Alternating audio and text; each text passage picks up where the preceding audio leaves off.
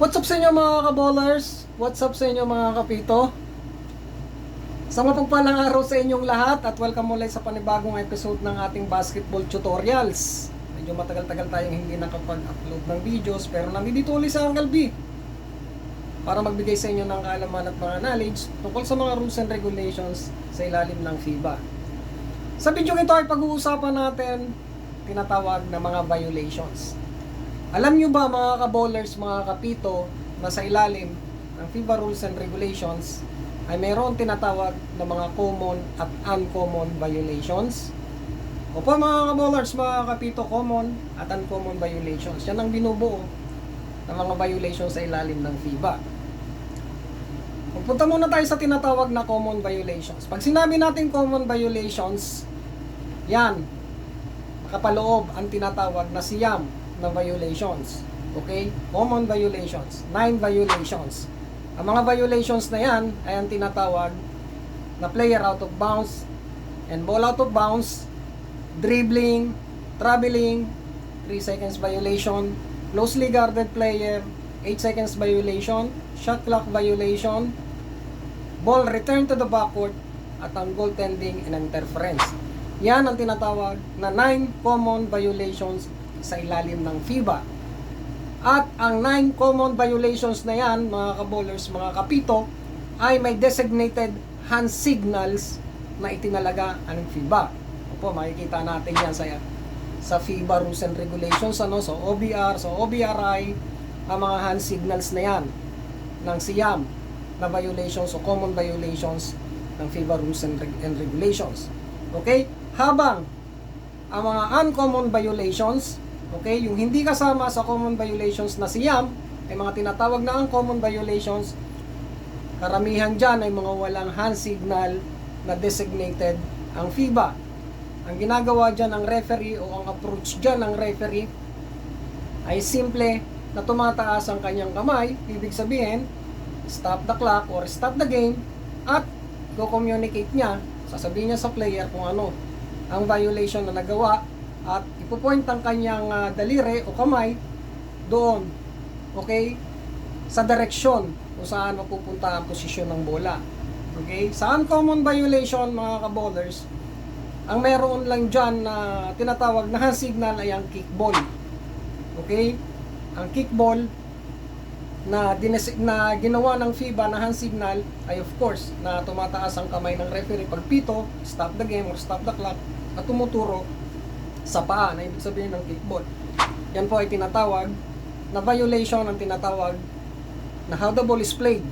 Okay? Uncommon violation yan. Of course, yung ibang violations sa how the ball is played, kapag binayolate mo ang article na yan, ay walang hand signals na designated ang FIBA. Example na lang dyan, yung pag-ipit ng bola sa dalawang hita ng player, okay, pag-extend ng height ng isang player, di ba? Yung mga ginagawa na mga uncommon violation, ha? Okay, pagsuntok ng bola, yan ay tinatawag na violation sa tinatawag na article na how the ball is played. So, walang designated hand signals dyan ng FIBA. Yun lang ang way ng pakikipag-communicate ng referee kung nakagawa ka ng tinatawag na violation na yan. May mga ka-ballers at kino-communicate niyan sa player at doon sa tinatawag na official table. May mga ka-ballers, mga kapito, at sa ilalim pa rin ang tinatawag na uncommon violation ay nangyayari during jump ball situation. May mga uncommon violation dyan. Katulad na lang kapag nag-violate ang tinatawag na jumper ng jump ball procedure. Okay? So simple lang, tumataas ang kamay dyan ng referee. Ibig sabihin, stop the game or stop the clock. And then, sasabihin niya, ko-communicate niya sa player na nakagawa siya ng violation. Okay? At of course, dun sa official table, at tuturo niya kung saan direksyon mapupunta ang posisyon ng bola. Eh mga ballers, at ganun din sa tinatawag na throw-in procedure. May uncommon violation dyan na nagagawa ang isang throw-in player. Okay, during throw-in procedure. Kapag na-violate ang tinatawag na throw-in procedure ng throw-in player, ang referee ay simpleng tataas lang ang kanyang kamay dyan. Ibig sabihin, stop the game or stop the clock. And then, sasabihin niya sa player na nakakumit siya ng tinatawag na throw-in violation, at ituturo niya ang kamay papunta doon sa direksyon kung kanino mapupunta ang bola. Mga ka-bowlers, mga kapito. At ganun din sa sitwasyon ng tinatawag na free throw procedure. Okay, sa free throw procedure, pwedeng makagawa ng tinatawag na uncommon violation ang mismong free throw shooter or yung tinatawag na mga jumper doon sa restricted area. Okay? Doon sa jumper, of course, pwedeng tawagin dyan ng 5 seconds violation ang free throw shooter, pero may hand signal na designated ang tinatawag na FIBA dyan. Okay? Kapag nakagawa ka ng tinatawag na violation ng 5 seconds during free throw, yung tinatawag na free throw shooter, pipito ang referee dyan, stop the game or stop the clock, and then sisignal yan ng 5. Ibig sabihin, 5 seconds violation ka. Okay, may hand signal dyan, yung tinatawag na uncommon violation na yan. Pero mayroong uncommon violation na pwedeng makumit ng player. Okay, naka-violate siya, yung throw-in, ay yung tinatawag na free throw shooter, ang violation during free throw.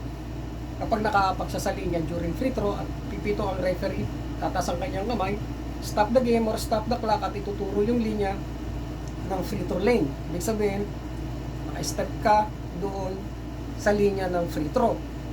At yan ay violation.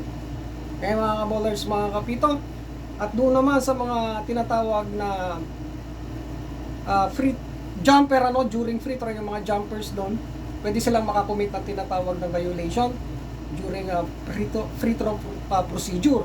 Okay?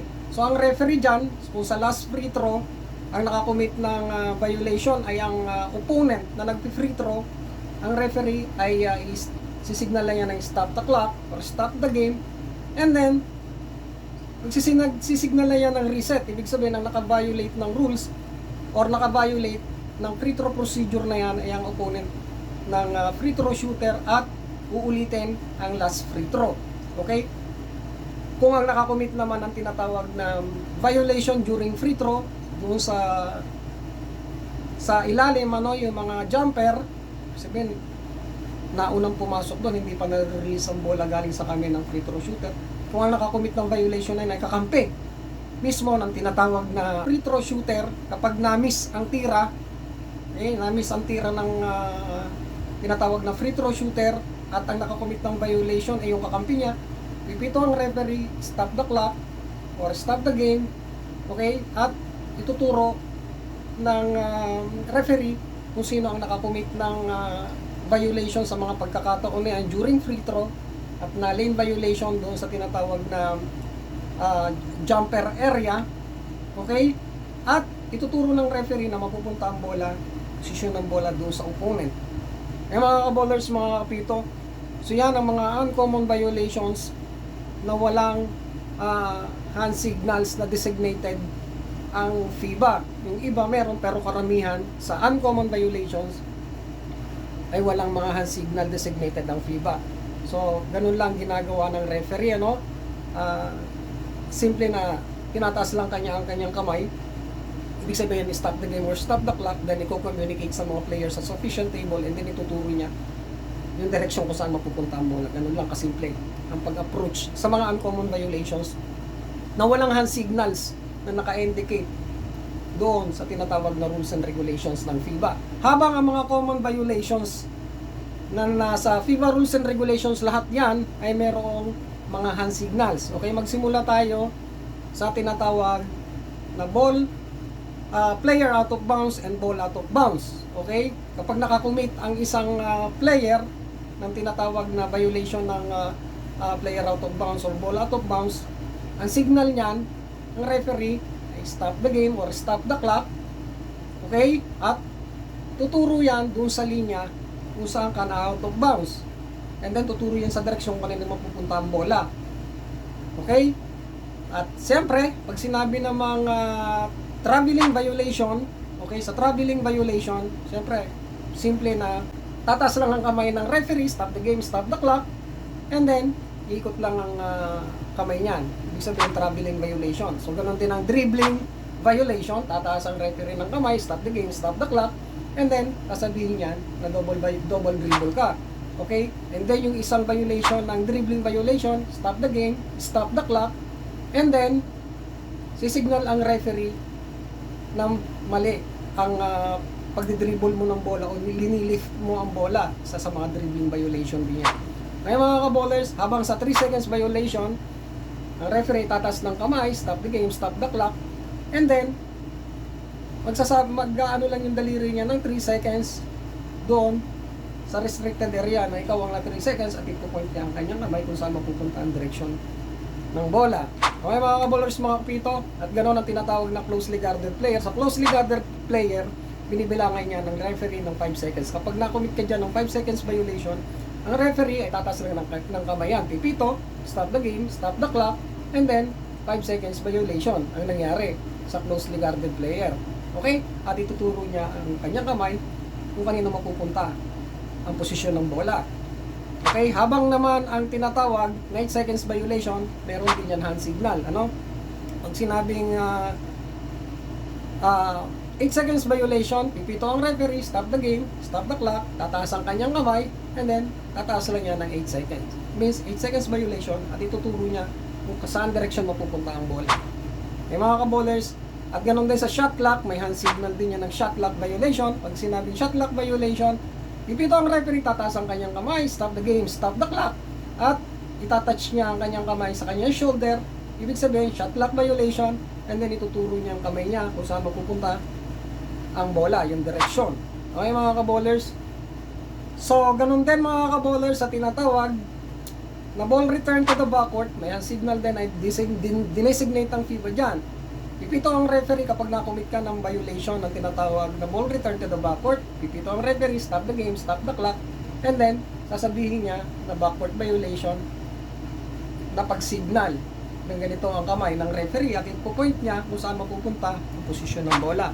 At ganoon din sa goaltending and interference, okay? Meron din hand signal na nakatalaga ang FIBA sa ganyang violation. Pipito ang referee, sasabihin niya stop the game, stop the clock, tataas ang kanyang kamay, at imongostra niya, iikot niya ang kanyang daliri sa pist na yan. Ibig sabihin, nagkaroon ng tinatawag na goaltending or basket interference. Kaya mga ka-ballers, mga kapito, so sana maliwanag sa inyo yan, ano? Yung mga common violations, lahat yan mayroong tinatawag na hand signals na dinesignate ang FIBA rules and regulations. Okay? Habang ang mga uncommon violations, mostly, ang mga uncommon violations ay walang hand signal na itinalaga ang FIBA. Kaya doon sa mga nagtatanong na mga players na nagme-message sa akin, mga coaches at mga bagong referees kung ano-ano mga hand signals na mga violations na yan, ayan po, sana naliwanagan na kayo na ang mga violations ay may tinatawag na common violations at uncommon violations. Okay, yan ang bumubuo ng mga violations. Sana maliwanag na sa inyo. At yung mga uncommon violations na yan, mostly wala yung hand signals na binibigay or na italaga ang tinatawag na FIBA rules and regulations. Pero merong ginagawa ang mga referees na mga hand signals sa mga pangyayari na yan. Okay? Through verbal communications sa mga players at doon sa official table. Sana maliwanag sa inyo yan mga ka-ballers, mga kapito. At nakapagbigay ako sa inyo ng another kaalaman na naman para sa larong basketball. Okay mga ka-ballers, mga kapito, shoutout na lang sa lahat ng ating mga subscribers, mga followers dyan, sa lahat ng ating mga solid supporter ng channel na to. Shoutout po sa inyong lahat at sana nasa mabuti kayong kalagayan sa lahat ng pagkakataon. Okay, stay healthy po mga ka-ballers, mga kapito. At dito ko natatapusin ang ating video. Magkita-kita ulit tayo sa susunod na vlog. God bless us all. Peace out.